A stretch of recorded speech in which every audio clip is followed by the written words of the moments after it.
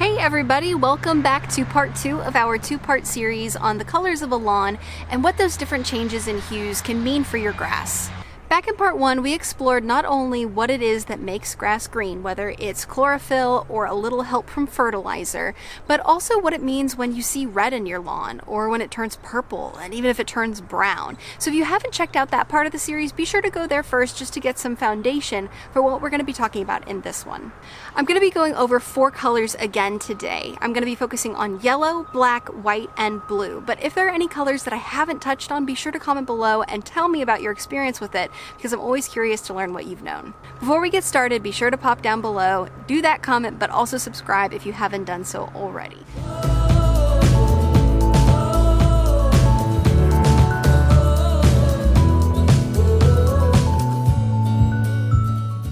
So hopefully by now you've gone back to that part 1 video and checked it out, because there's some good information that's going to be important for this first color, yellow.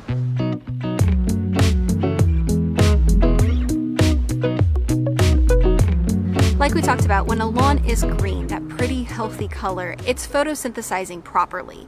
But when it stops being green, when it goes into purple from heat stress or brown from myriad different options of problems, it's not photosynthesizing and it's not thriving. It's the same problem when a lawn goes yellow, but for a different reason. So nutritionally, nitrogen and other key nutrients are what are enabling your lawn to really stay green. Those nutrients are super important to its overall health as well as its color. So when those nutrients aren't available, it's not going to have that green, and that's why you see a lot of lawns turning yellow. Now, these greening nutrients like nitrogen are made available by fertilizer a lot of the time, but they should also be built into the soil system so that the lawn can self-regulate and self-maintain between applications. The more that a lawn is able to hold onto these key nutrients, and as a result, the more that it's able to kind of spoon feed itself between applications from a turf management professional or a homeowner, the more it's going to have retained and steady, consistent green coloring. Now, there can be a lot of situations in which a lawn doesn't have the correct nutrient availability. I'm going to break down a few for you just so that you can kind of see what that common trend is. It's possible that the lawn just hasn't been properly maintained in a long time. Or the property was recently developed and a lot of that nutrient-rich topsoil was stripped during the grading process. The soil system, and Virginia is a perfect example of this, could be really sandy and lacking in organic matter, which means that there are fewer binding sites for those nutrients to lock into parts of the soil, and there's a lot more leaching out of those nutrients because there's nowhere for them to hold on to. On the note of that leaching process, it's also possible that a property is being watered too much, and all of that constant groundwater running through is pulling a lot of those nutrients out of the soil system. If the lawn has really poor or basic root development, it's going to limit the grass's ability to absorb those nutrients in the first place. And finally, and again this is a big problem in Virginia, if the soil system is significantly acidic, that can mineralize and bind up a lot of the nutrients that you're putting down, making them inaccessible to your grass. So no matter the reason that there is an issue with nutrient retention or absorption, the result most of the time is going to be that loss of the nice green color that you expect for your lawn. Now, this can end up causing some of the problems like the browning that we talked about in the last video, but most of the time just a straightforward lack in nitrogen and other nutrients is going to cause that yellowing in color. Now, this is going to be a pretty uniform cast of yellow to the lawn across a large expanse of turf. I'm not talking about just like a little select spot here and there. That's more likely to be caused by your dog going potty. But unfortunately, like with the brown coloring that you can see in a lawn, knowing why your lawn is turning yellow is going to impact what you do to remedy it. If you have a lack of nutrient retention, then you need to build the complexity of your soil system. If it's too acidic, you need to apply calcium. If you're watering too much, then you need to turn that down. But if it's a matter of rainfall creating that leaching situation, there isn't much that you can do.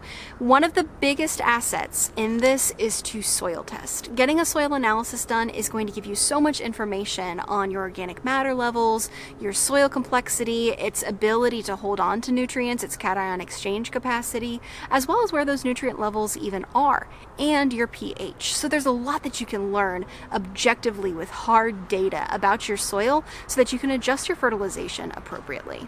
So if you see yellowing in your lawn, it's not the end of the world, it's not dying, it's just not healthy. It's kind of like it's anemic. You just really want to identify the cause, and as a result, you can figure out the solution. Now I want to talk to you about my favorite color that you might see in the lawn, and that is black.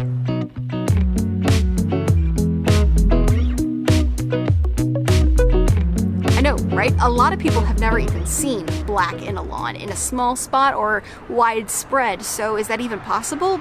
It definitely is. While it's typically really uncommon, it can also be really alarming when you see black in a grass, because that's not a normal color. So a lot of people will call panicking because, oh my God, my lawn is black, or what is this big black spot in my yard? So there are usually two things, and they're very different, that could be causing this, so I want to break down both of them for you. First, if it's just blotches of black and it's not tied to spray paint or anything like that, odds are it's being caused actually by a pretty benign type of fungus. This is called slime mold, and while it's in no way, shape, or form attractive, it's very unlikely to do any damage to your grass. Unless it gets really thick and out of control, in which case it ends up blocking photosynthesis from being able to occur, it can wash away just simply by rinsing it off with a hose. So it's really not anything to worry about, it just looks kind of funny. On the other hand, if you see, again, large sections of turf that are turning black, or the whole lawn has this black hue to it, not necessarily pure black, but just kind of a black casting, odds are that it is from a slightly too heavy application of iron. As a reminder, and we talked about this back in that first video, but iron is usually used as a substitutional nutrient for lawns that nitrogen isn't necessarily the ideal way to green them up because of the other things that comes with it. So you'll give it a little kick in the pants with iron, or you'll use it to just get things going because it works quickly, and then by the time it's wearing off, that nitrogen works in.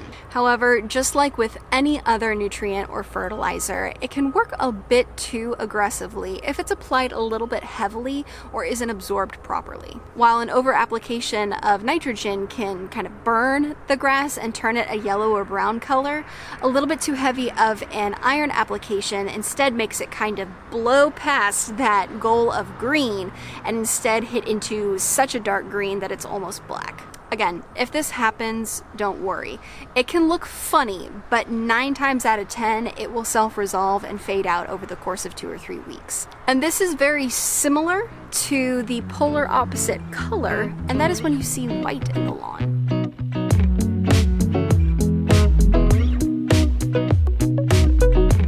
So just like with black grass, seeing white in the lawn is almost always caused by one of two things: a fungus or a product. Fungus-wise, seeing patches or rings of white in the lawn is most commonly associated with pythium blight. This is most common in cool season grasses like bent grass, ryegrass, and bluegrass, but it is possible to a lesser extent in fescue. It acts very similarly to the more serious fungal issues, and it can be very damaging to a lawn because it can kill off whole patches of turf at once. What makes pythium blight really distinguishable is that a lot of the time surrounding these brown areas, you'll see this kind of white or light gray cottony mycelium of the fungus. It's kind of like the growth of the fungus that's visible. If there's any indication of pythium blight being in your lawn, it's really important to be on top of it as quickly as possible. Fungicide is almost always necessary for intervention, but it makes a massive difference in how much of your lawn is able to survive the disease. On the other hand, if you see like a pure white coloring specifically to the grass or weeds within the grass, that's more likely caused by a selective herbicide with the active ingredient known as mesotrione. Mesotrione is most commonly associated with the name brand product Tenacity, and it's a relatively popular herbicide because of its efficacy as a pre-emergent in some situations, as well as a post-emergent, and its safety in conjunction with fescue seeding. That's a really big asset, and why you'll see it a lot more at the very end of the summer right before seeding is done. The mode of action of this herbicide is basically to bleach the weed that it's targeting. So it's turning that foliar tissue white instead of that green color. It's acting against the chlorophyll basically. And this blocks the plant from being able to photosynthesize, which ends up killing it as a result. As a result, when large expanses of the yard are overtaken by crabgrass or other weeds that the herbicide is targeting, then you'll see them turn white pretty much altogether, and it can look pretty stark against the regular green of the grass. Just like with anything, if it's applied a little bit too strongly, or if two applications are applied a little bit too close together, it is possible for it to impact the fescue. But again, most of the time this grows itself out and you're not going to see any long-term white, and you shouldn't see any kind of tissue death for the fescue as a result. So if you've made it this far, I hope that you've learned something. The final color that I want to touch on is blue, because it's kind of the silliest.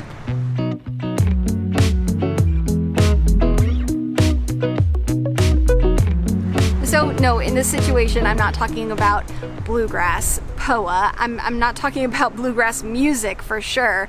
I'm talking about grass that is literally like bright blue. This kind of depends on where you live, because most of the time if you see this cobalt royal blue in a lawn, it's because of a dye that has been applied. Now, lawn dye can come in any color. They're even making green lawn dye now so that you can fake how attractive and healthy your lawn is.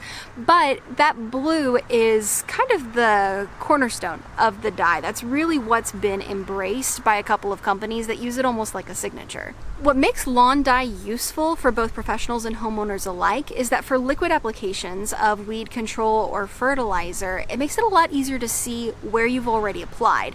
You don't end up having these sections that were missed or treated too heavily. It's usually more consistent, especially if you're a little inexperienced with the liquid application. For cost and aesthetic reasons, the majority of companies out there aren't using this yet, but it's worth looking into if you've had an experience in the past where something hasn't been done quite right. Like I said before, I really hope that at least one of these colors that I've been discussing has taught you something new, not only in terms of the care of your lawn, but in terms of what you might see out there in other people's. Monitoring your turf's color is a huge diagnostic tool and asset in terms of being able to intervene with an issue before it gets out of control. As I mentioned, be sure to comment below and subscribe to our channel so you can stay up to date on other videos. We're really excited to be able to bring you guys new content and new ideas. So if you have a topic that you would like to see us touch on, be sure to comment below as well and let me know what it is. Otherwise, I hope your lawn is green, certainly not brown, and we will talk to you later. Have a picture perfect day.